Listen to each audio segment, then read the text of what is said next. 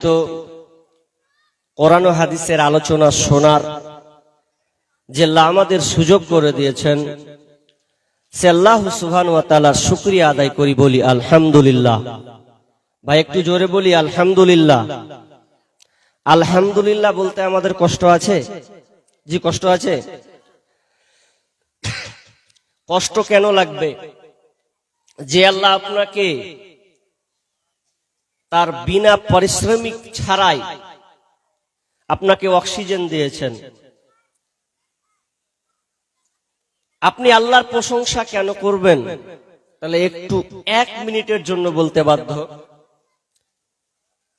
যখন করোনার সময় হয় তখন একটা পত্রিকা ফেসবুকে এসেছিল যে একজন ইতালির একজন ব্যক্তি, বিশাল কোটিপতি মানুষ, পয়সাওয়ালা মানুষ, যিনি যখন রোগে আক্রান্ত হলেন তো প্রতিনিয়ত তাকে 5,000 ইউরো প্রতিদিন, অর্থাৎ ভারতীয় রুপিয়ান টাকা হলো প্রায় 3.5 লক্ষ টাকা। ভালো করে বুঝবেন। তো থেকেছে অনেক দিন প্রাইভেট কার হসপিটাল। এখন কিছুদিন যখন গেল, যখন তার প্রেসক্রিপশনে ভিজিট বা যখন তার বিলটা তার হাতে যখন ধরিয়ে দেওয়া হলো, তখন তিনি বিল দেখে চোখ দিয়ে পানি, তার অশ্রু বিগলিত হচ্ছে, ঝরঝর করে পানি ঝরছে। ডাক্তাররা ভাবলেন বিলটা মনে হয় বেশি হয়ে গেছে, বিধায় নাকি চোখ দিয়ে পানি। আপনি তো পয়সাওয়ালা মানুষ, আপনার তো চোখ দিয়ে পানি আসার কথা নয়, তবে আপনি কান্না কেন করছেন? কি সমস্যা আপনার বলুন? ভদ্রলোক বলছে বয়স হচ্ছে তার 93। এই বয়স্ক লোকটা যখন তিনি তার প্রেসক্রিপশনটা দেখছেন, দেখে বলছেন যে আমার একদিনের টাকা যদি 3.5 লক্ষ টাকা হয়, তাহলে যে আল্লাহ আমাকে 93 বছর পর্যন্ত আমাকে বাঁচিয়ে রেখেছেন, যার পারিশ্রমিক অক্সিজেন, সামান্য একদিন অক্সিজেন নেওয়ার জন্য দুনিয়ার যদি আমাকে 3.5 লক্ষ টাকা দিতে হয়, তাহলে আমি সে আল্লাহর কি ইবাদত করলাম? তাহলে আমি আল্লাহর কাছে কতটা মূল্যহীন হয়ে গেছি। তাহলে আল্লাহর বিল আমি কি করে শোধ করি? তাহলে আমি এতদিন ধরে কি করলাম? নিজেকে স্যালেন্ডার হয়ে তিনি বুঝতে পারলেন যে রব আমাকে সৃষ্টি করেছেন, তার তো ইবাদতের প্রাপ্য দেওয়ার তো আমি কিছুই করিনি। তাহলে দেখুন তো, আপনি ভাবুন যে আল্লাহ আমাদেরকে এই দুনিয়ার সুন্দর শান্তিময় একটা জীবন আমাদের দিয়েছেন, বিনা পয়সায় যার অক্সিজেন গ্রহণ করি, তাহলে আপনি আল্লাহর প্রশংসা করবেন না তো আর কার করবেন বলুন? আল্লাহ আমাদের সুস্থ রেখেছেন, বিধায় আমরা একটু সকলে একটু জোরে বলি আলহামদুলিল্লাহ। অতঃপর শান্তি বর্ষিত হোক সকল নবীদের উপর, বিশেষ করে আমাদের শেষ নবী জনাবে মুহাম্মদুর রাসূলুল্লাহ। আমরা সকলে বলি সাল্লাল্লাহু আলাইহি ওয়াসাল্লাম। আমি আপনাদের সম্মুখে মহাগ্রন্থ আল কোরআন সূরা হুজরাত থেকে 49 নম্বর সূরার 12 নম্বর আয়াত আমি আপনাদের সামনে তেলাওয়াত করেছি, এবং সহিহ তারগীব থেকে একটাই হাদিস আপনাদের সামনে পরিবেশন করেছি। এই আয়াত ও হাদিসকে সামনে রেখে আমি একটা গুরুত্বপূর্ণ টপিক, আলোচ্য বিষয় আমি আপনাদের সামনে বলতে চলেছি, যে বিষয়টার মধ্যে আমরা বেশিরভাগ লোকই সামিল হয়ে আছি, একটা ভাইরাসে পরিণত হয়েছে। ভাই যারা দাঁড়িয়ে আছেন একটু বসবেন। আপনাকে দেয়নি? ও থাক, খাচ্ছি। ভাই যারা দাঁড়িয়ে আছেন একটু বসবেন, আল্লাহর মেহেরবানি। দাঁড়িয়ে থাকিয়েন না, এটা বেয়াদবি। ইসলাম সুন্দর, ইসলাম সৌন্দর্যের প্রতীক। সুন্দরটা কে দেখাবে? আমাদেরকে নাই, আমাদেরকেই দেখাতে হবে। বিধায় যারা আল্লাহর রাস্তায় ওখানে দাঁড়িয়ে থাকবেন না, বসে পড়বেন। আর যারা এখনো অযথা রাস্তা পাটে ঘুরছেন, আমি বুঝলাম না, এত বড় একটা আয়োজন, এত বড় একটা সামিয়ানা টাঙা হয়েছে, প্যান্ডেল করা হয়েছে, অথচ আপনি বিভিন্ন জেলা থেকে আলোচকরা এসে গেছেন কষ্টের মধ্যে দিয়েও, আর আপনি নিকটবর্তী লোক হয়ে আপনি রাস্তাতে ঘুরছেন। দোকানে আড্ডা পিটছেন, তা আপনাকে তো ইতস্তবোধ হওয়া উচিত, আপনাকে লজ্জা করা উচিত যে বক্তাদেরকে ইনভাইট করলাম কিছু শোনার জন্য, আর আপনি যেখানে সেখানে ঘুরছেন, এটা আমরা বুঝলাম না। বিধায় যারা এখনো দোকানপাটে অযথা ঘুরছেন বা চায়ের দোকানে আড্ডা পিটছেন বা কোথাও আড্ডা মারছেন, আমি আমার যুবক ভাই ও দিনী ভাইদেরকে বলবো, আল্লাহর হস্তে আপনারা এই সামিয়ানার এই প্যান্ডেলের নিচে অবস্থান করুন, ইনশাআল্লাহ আমি আপনার কিছু উপকার করব ইনশাআল্লাহ। বিধায় আপনারা বসুন। জি, আজকে আমার আলোচ্য বিষয় গীবাত। গীবাত বা পরনিন্দা করা, কুৎসা রটনা করা। গীবাত একটা আরবি শব্দ, বাংলায় বলা হয় পরনিন্দা, পরচর্চা। তো এ সম্পর্কে আমি আপনাদের সামনে গুরুত্বপূর্ণ আলোচনা করতে চলেছি। আমি আপনাদেরকে একটা প্রশ্ন করব, প্রশ্ন উত্তরটা দিবেন আপনারা। দেখি আপনারা কতটা মনোযোগী আছেন আমার আলোচনার প্রতি। আচ্ছা বলুন তো ভাই, আপনাদের এলাকাতে মদ পান করা হয়? মদ খায়? জি কথা বলুন। খায়? খায়। তাহলে একমত। আমি বানাওয়াটি নয়, আপনাদের কাছে সহমত নিয়ে বলছি, এলাকাতে মদ খায়। মদ খাবে না মানে? আমার বাড়ি বেশি দূর নয়, পাশ দিয়ে গেলে বোঝা যায় যে কত মানুষ খায় আর কত লোক দাঁড়িয়ে থাকে। আমার বাড়ির পাশেও কাউন্টার খুলে দেওয়া হয়েছে। জি, তো মদ পান করে, আপনাদেরকে আমি একটা প্রশ্ন করব। জি বলুন। আচ্ছা, মদ পান করে বাপ বেটা একসাথে মদ পান করে, এরকম আছে? আছে? বাপার বেটা একসাথে খায়? বাপও খায় বেটা খায়, এটা হয়? মুখ ভেবে চিনতে দিবেন। তাহলে আপনার এলাকা, আমি কিন্তু প্রশ্ন করছি, উত্তর আপনাদের কাছ থেকে গেলেছি, আমার কোনো দোষ নাই। বাপ বেটা একসাথে, এটা একটা লজ্জাকর বিষয়। যদিও মদ হারাম, মদ খাওয়া যাবে না, হারাম। মানুষ মদ পান করে, অনেক ভাইরা মদ পান করছে, কিন্তু বাপ বেটা একসাথে খাওয়া এটা একটা লজ্জাজনক ব্যাপার। লজ্জার বিষয় নয়, বাপ আর বেটা খাবে, এটা নাই। তবে ভালো করে বুঝবেন উদাহরণটা কেন দিচ্ছি, দরকার আছে। এখন বাপ বেটা একসাথে মদ খায় না, মদ খায় কিন্তু একসাথে খায় না, কারণ এটা কেমন লাগে? যদিও হারাম, তবু একসাথে খাচ্ছেন না। এবার আমি আপনাদেরকে বলি, এমন একটা ক্যান্সার, এমন একটা রোগ আমাদের সমাজে আবির্ভাব হচ্ছে, দিন দিন বেড়েই চলেছে, যে বাপ বেটা, ছেলে মেয়ে, স্বামী স্ত্রী সবাই মিলে ওই পাপে আমরা জড়িত আছি। ভালো করে বুঝবেন, আমার দিকে অ্যাট্রাকশন হন, এদিকে এদিকে এদিকে দেখেন, এদিকে এদিকে। বাপ বেটা একসাথে মদ খাই না লজ্জা বলে, কিন্তু এমন একটা পাপ আছে, যেই পাপটা রোগ আছে, যেটা আমরা স্বামী স্ত্রী ছেলে মেয়ে সবাই মিলে একসাথে এক জায়গায় ওই পাপটার সঙ্গে জড়িত আছি, তার নাম গীবাত। কি করে? ভালো করে বুঝেন, তারপর আমি আয়াত পড়ো। কি করে? আপনি একটা বাপ, একটা ডাইনিং টেবিল, বাপ বেটা মেয়ে স্ত্রী বসে আছে, গ্রামে কোন জায়গায় একটা রটনা রটলো। কি রটনা? একটা এলাকার মেয়ে কোথাকার কাকুরিয়া ছেলের সঙ্গে পালিয়েছে। এখন পালিয়ে গেছে অনেকে জানেন না। এখন আপনি এখানে বসে বলছেন, হারে অমুকের বেটি পালালো নাকি? তখন আপনার স্ত্রী বলছে, পালাবে না, আমার বাপ মাই তো আবার ব্যবহার ভালো লাগে, পালাবে না? বলে না, বলে না? আছে। এবার মেয়ে বলছে, ঠিকই মা, আমি মেয়েটাকে দেখছি খুব বদমাস, এত বদমাস, ওরকম মেয়ে তো মানে কি বলবো, বাজে মেয়ে। ছেলে বলছে, বদমাস। তাহলে বাপ মেয়ে ছেলে সবাই মিলে একটা লোকের নিন্দা করতে লাগলো, গীবাত পরচর্চা করতে লাগলো। এটা মদ যতটা জঘন্য পাপ, তার চেয়ে বেশি জঘন্য পাপ হলো এই গীবাত করা। কিন্তু বাপ বেটা একসাথে মদ নাও খেতে পারে, আলাদা লুকিয়ে খায়, কিন্তু আজকে গীবাত গুলো কি হচ্ছে, লুকিয়ে লুকিয়ে হয়। একসাথে ছেলে মেয়ে সবাই মিলে একত্রিত পরের পরচর্চা, পর নিন্দা করা হয়। করা কি হয় না? হয়।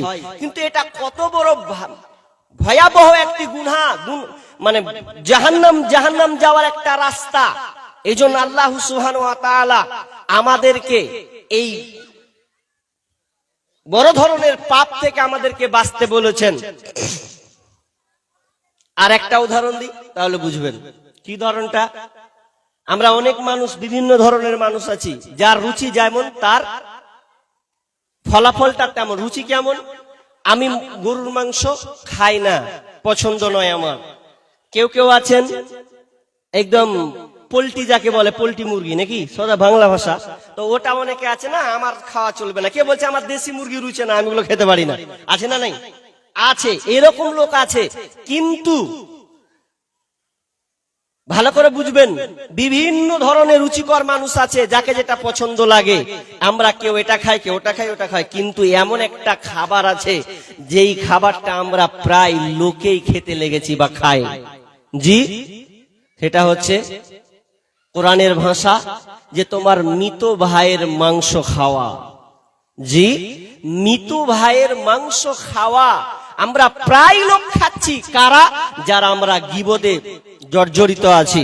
এর ব্যাপারে আল্লাহ কি বলছেন আমরা একটু জানি, তারপরে ইনশাআল্লাহ আমরা ধারাবাহিকতার সঙ্গে ইনশাআল্লাহ আমার সময় সাপেক্ষে আপনাদের বলার চেষ্টা করছি। বিসমিল্লাহির রহমানির রহিম। ইয়া আইয়ুহাল্লাযীনা আমানু, হে ঈমানদারেরা, যারা তোমরা ঈমান নিয়ে এসেছো, ইয়া আইয়ুহাল্লাযীনা আমানু ইস্তানিবু, তোমরা দূরে থাকো, তোমরা দূরে থাকো, অর্থাৎ তোমরা বেঁচে থাকো। ইস্তানিবু কাসীরাম মিনাজ-যন্নি, তোমরা সন্দেহ থেকে দূরে থাকো, অনুমান থেকে তোমরা দূরে থাকো, ধারণা থেকে তোমরা দূরে থাকবে। আল্লাহ রাব্বুল আলামিন বলছেন ইস্তানিবু কাসীরাম মিনাজ-যন্নি ইন্না বা'দাজ-যন্নি ইসম, কেননা অনেক ধারণা আছে, এগুলোই ধারণা হলো মহা গুনহার কাজ, কাবিরা গুনহা। এই তোমরা, কেননা এই গুনহাটা বড় ধরনের একটা গুনহা। ইন্না বা'দাজ-যন্নি ইসমুন, তোমরা এই অনেক ধারণা হলো মহা পাপ, বড় ধরনের একটি গুনাহ। এইজন্য আল্লাহ সুবহানাহু ওয়া তাআলা প্রথমে বললেন ইস্তানিবু, তোমরা দূরে থাকো, কাসীরাম মিনাজ-যন্ন, তোমরা সন্দেহ থেকে দূরে থাকবে, কারো ব্যাপারে তোমরা সন্দেহ করবে না, অনুমান তোমরা করবে না, খারাপ ধারণা কারো ব্যাপারে তোমরা যেন করো না।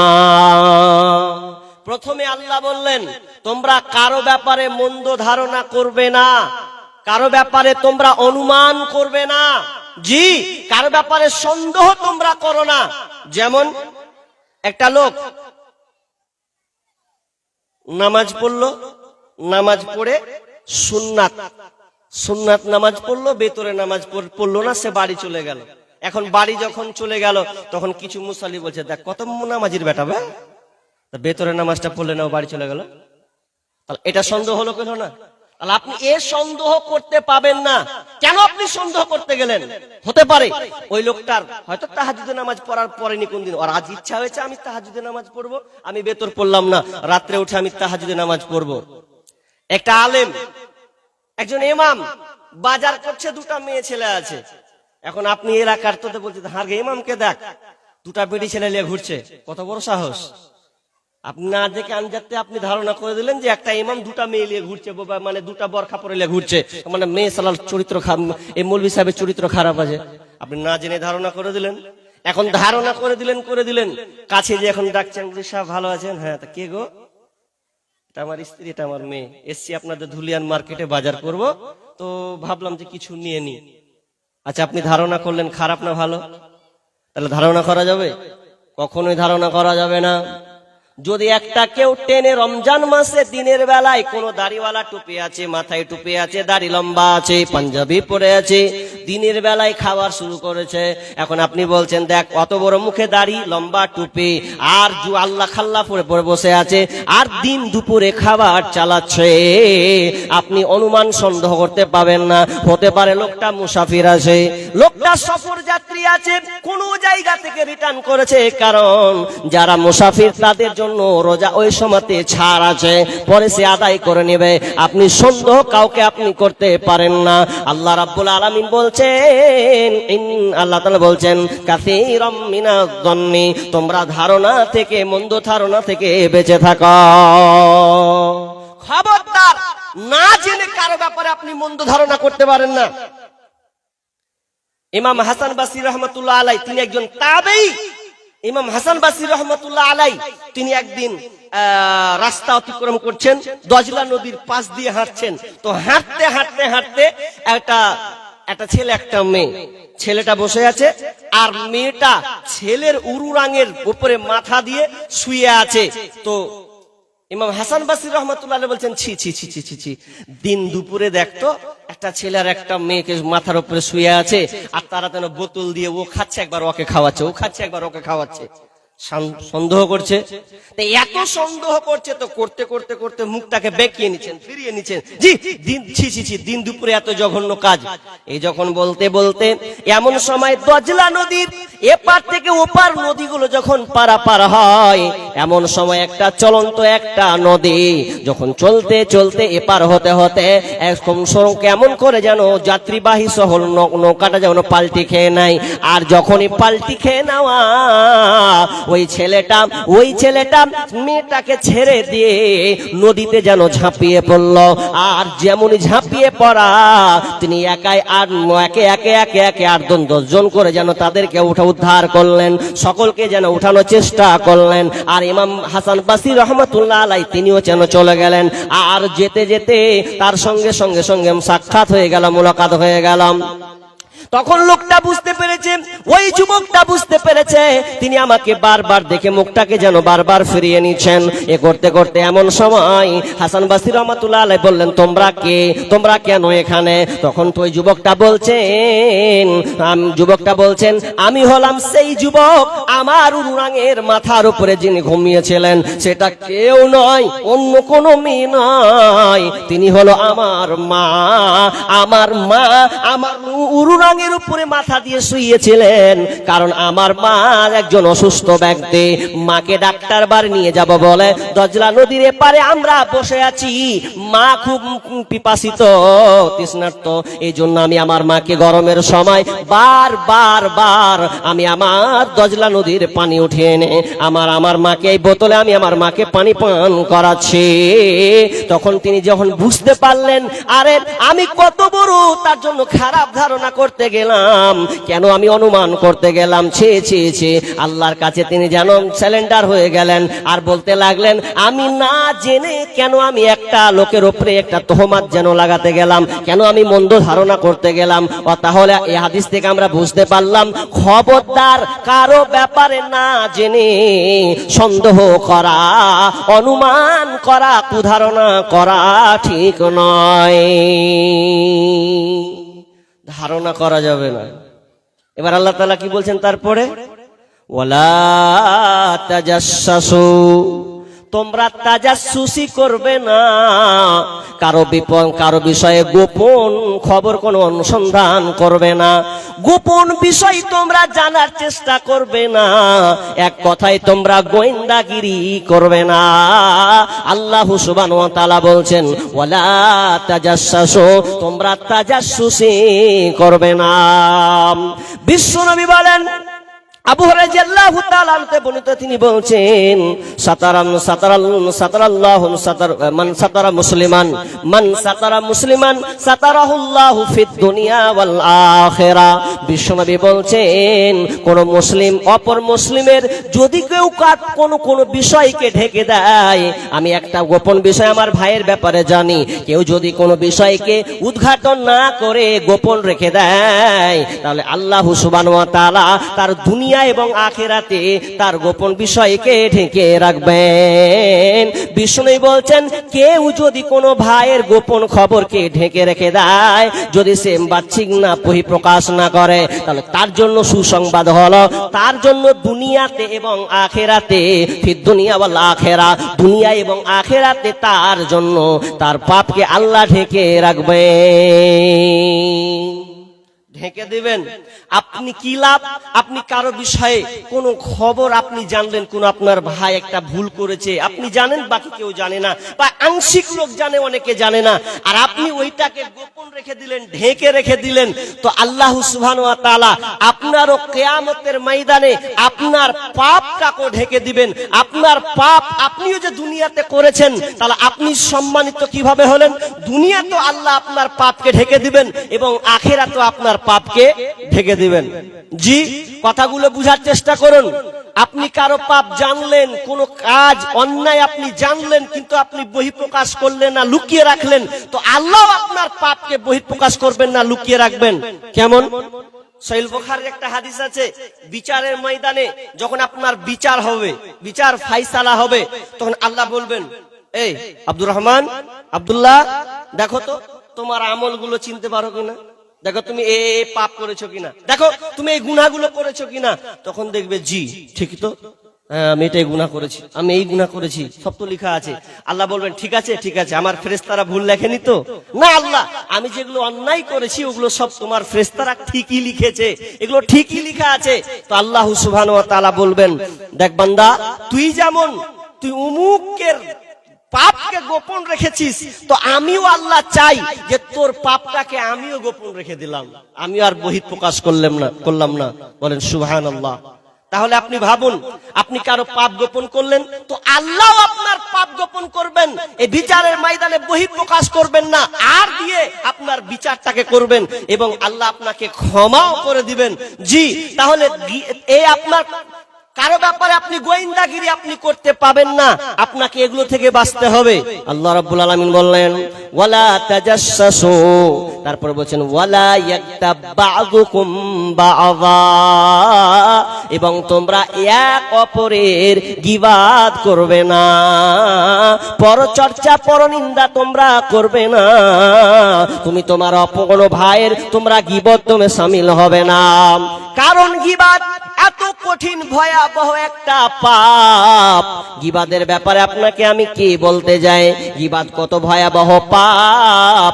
আল্লাহ সুবহানাহু ওয়া তাআলা আল্লাহর সঙ্গে জড়িত পাপ আছে, পাপ দুই ধরনের আছে, এক হলো হাক্কুল্লাহ আল্লাহ, একটা হলো হাক্কুল ইবাদ। হাক্কুল্লাহ হাক্কুল ইবাদ আল্লাহর সঙ্গে জড়িত পাপ, আর হাক্কুল ইবাদ বান্দার সঙ্গে জড়িত পাপ।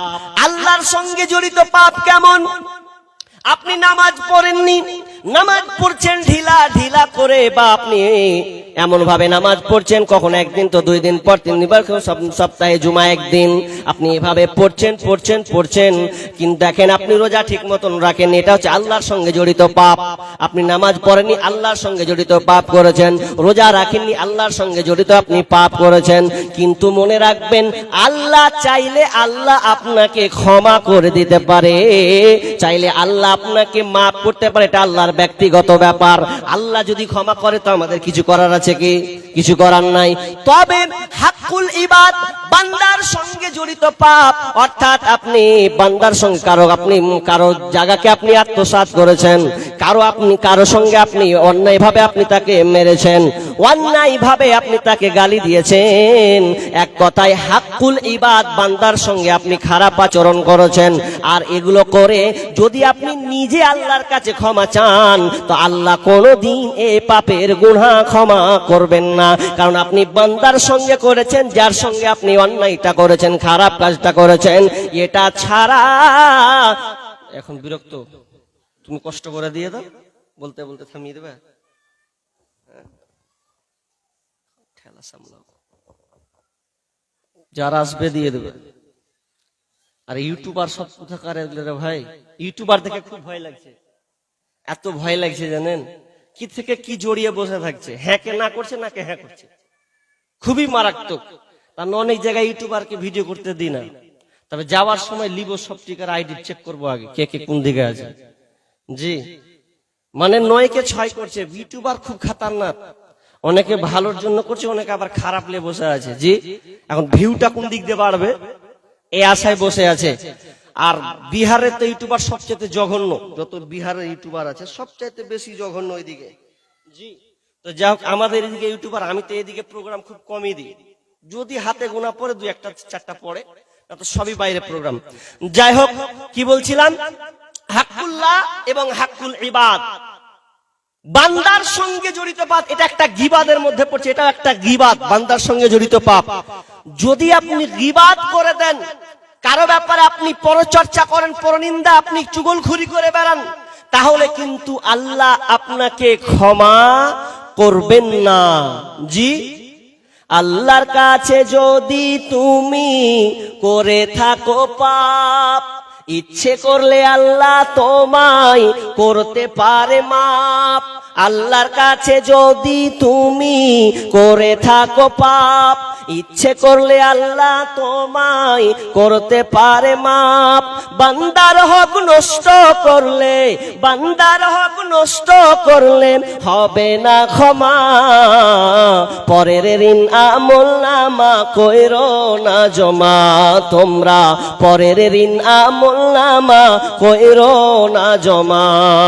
লক্ষ টাকা দান করিলে হবে যে সওয়াব, হাল ঠেলিয়া জমিন খাইলে তার চেয়ে বড় পাপ।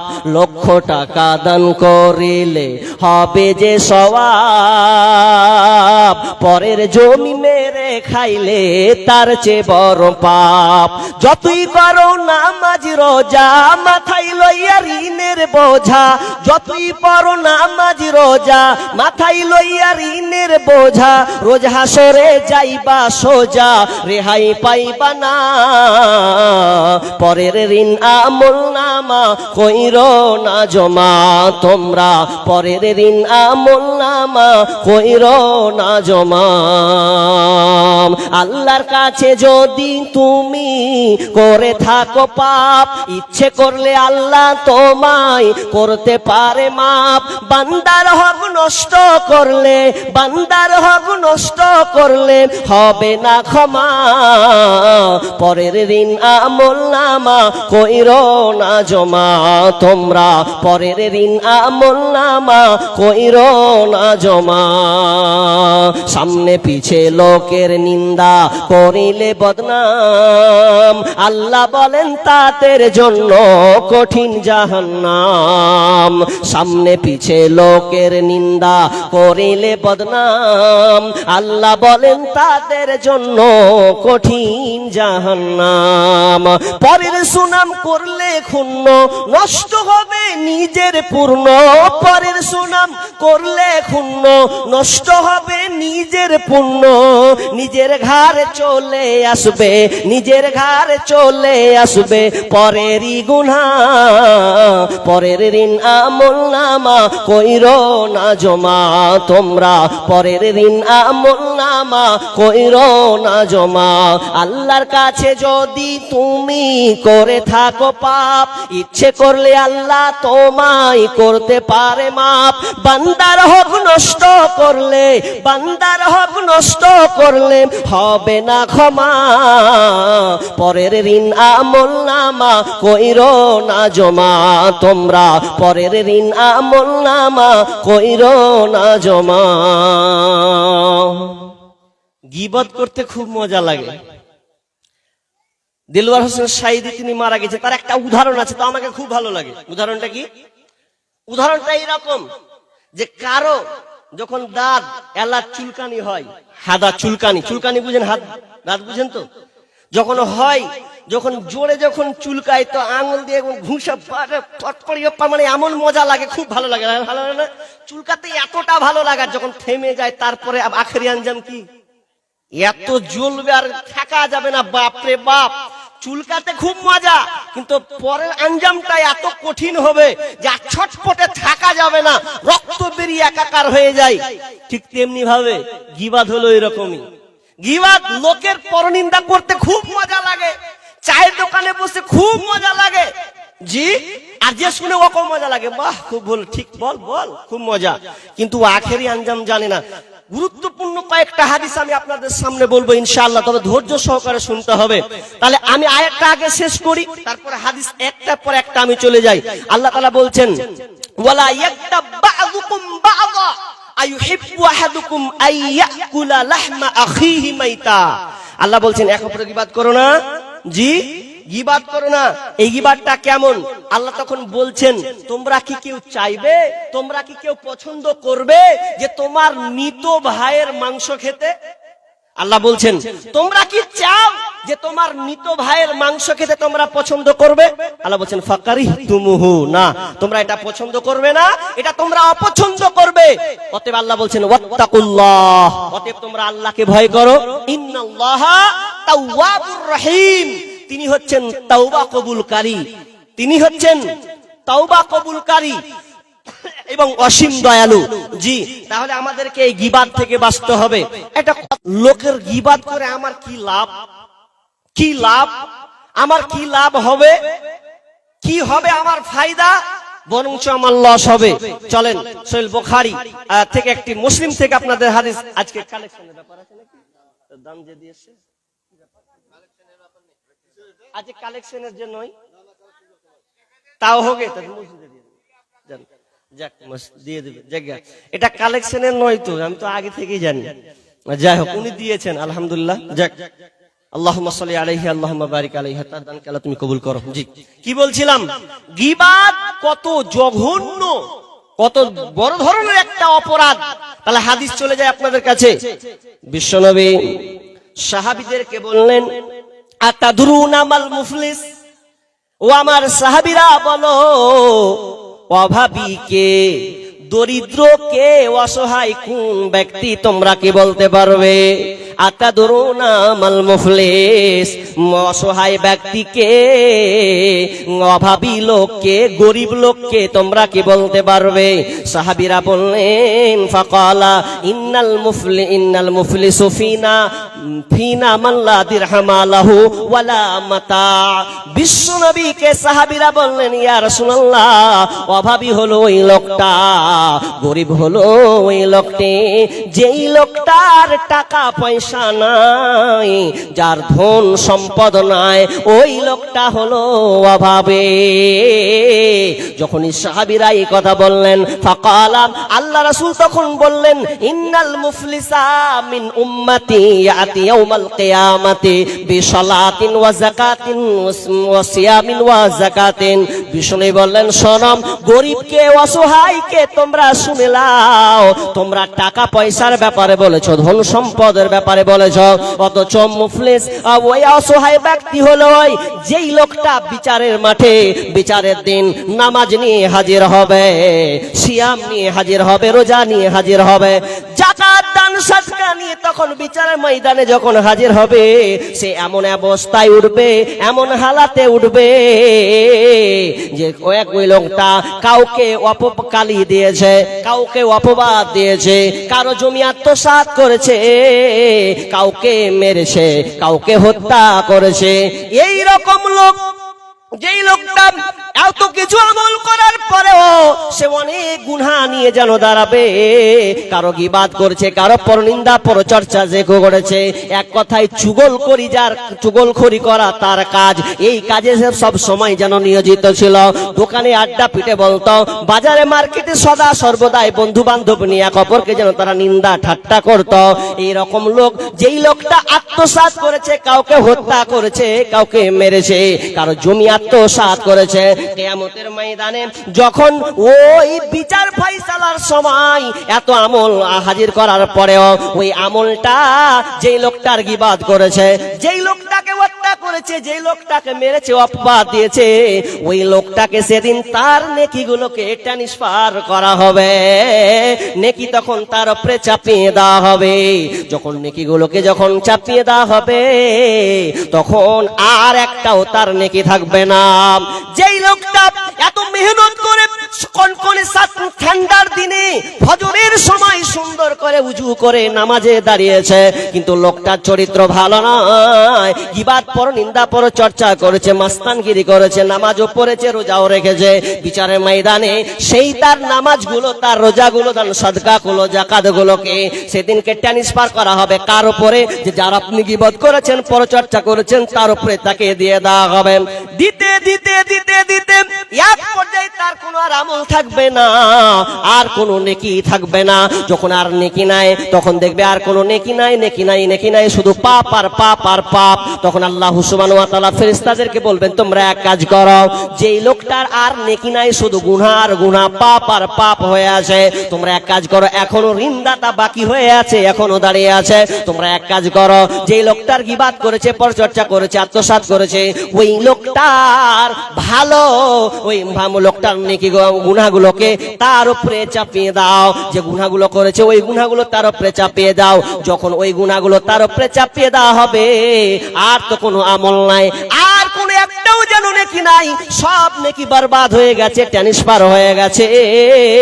তখন সে অসহায়, তখন আল্লাহ সুবহানাহু ওয়া তাআলা ফেরেশতাদেরকে বলবেন তাকে সরাসরি জাহান্নামে দিয়ে দাও। তাকে তখন জাহান্নামে নিক্ষেপ করা হবে, সরাসরি তাকে জাহান্নাম দিয়ে দেওয়া হবে। বন্ধুরে আবার আমার ভাইয়েরা, আমার বোনেরা, ভালো করে একটু অনুধাবন চেষ্টা করুন। দুনিয়াতে আপনি কষ্ট করে নামাজ পড়লেন, রোজা রাখলেন, তাহলে কষ্ট করে নামাজ পড়া রোজা রেখেও যদি আপনাকে জাহান্নাম যেতে হয়, তার মধ্যে তার মতন আর অসহায় ব্যক্তি কে আছে? কেন আপনি লোকের নিন্দা করতে গেলেন? অপবাদ কেন আপনি লাগাতে গেলেন? পরচর্চায় কেন আপনি নিয়োজিত থাকলেন? বিশ্বনবী বলছেন কিয়ামতের ময়দানে, ইন্নার রাজুলা লা ইউতা কিতাবাহু মানসুরা, বিচারের ময়দানে যখন আমলগুলোকে পেশ করা হবে, ফায়াকুল ইয়া রাব্বি ফাইনা হাসানাতু কাদা ওয়া কাদা, আল্লাহ তাআলাকে বলবেন, আল্লাহ আমার ভালো ভালো নেকিগুলো কোথায়? ভালো ভালো আমলগুলো কোথায়?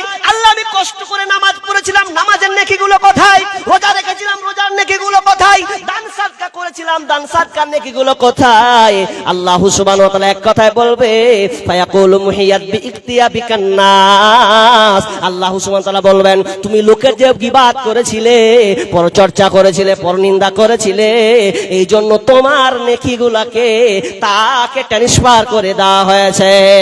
বন্ধুরে আমার, হাদিসগুলোকে একটু অনুধাবন করুন, মনের গভীরে একটু চিন্তা মাথায় নিয়ে বেরেন একটু কাজ করেন, তাহলে আপনি জীবনে কষ্ট করে নামাজ পড়বেন, দান করবেন, সাদকা করবেন, এরপরে যদি আপনাকে জাহান্নাম যেতে হয়, নেকিগুলোকে যদি মুছিয়ে দেওয়া হয়, তাহলে আপনার মতন ব্যর্থ মানুষ পৃথিবীতে আর না।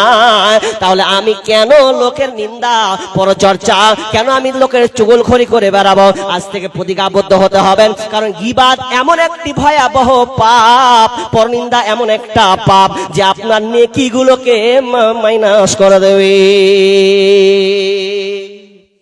নেকিগুলো আপনার মাইনাস হবে, থাকবে না। তাহলে আপনি কেন একটা চায়ের দোকানে বসে আপনি লোকের পরনিন্দা কেন করতে যাবেন? কি এমন পড়েছে আপনার? কয় টাকা উপকার হবে? কি হবে আপনার? জি, লোক